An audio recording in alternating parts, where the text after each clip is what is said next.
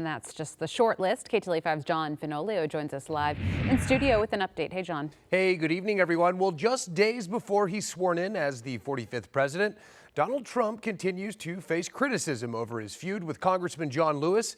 He's also raising concern over recent comments about NATO.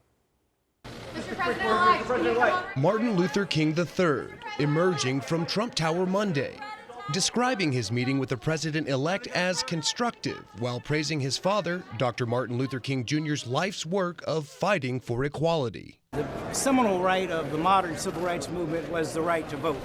And my father fought so diligently for, and certainly Congressman John Lewis. But it's that civil rights icon who marched with Dr. King who has become embroiled in a war of words with Mr. Trump.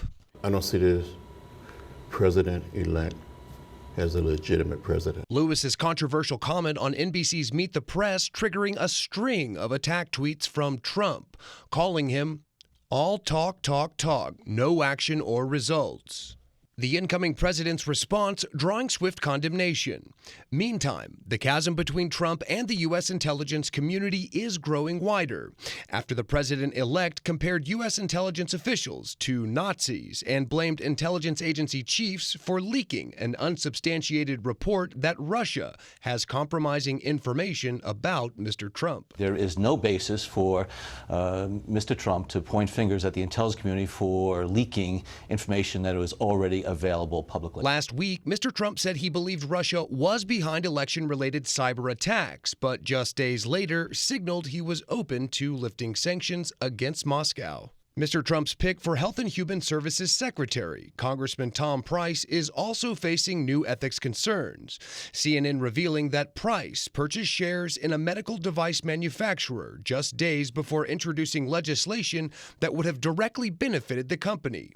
A political action committee for that company later contributed to Price's re-election campaign. Price denies any wrongdoing. If confirmed, he will lead Mr. Trump's plan to dismantle the Affordable Care Act.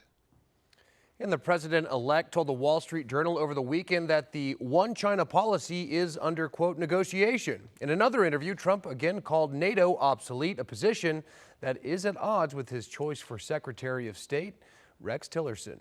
Court Glenn, I'll send it back to you.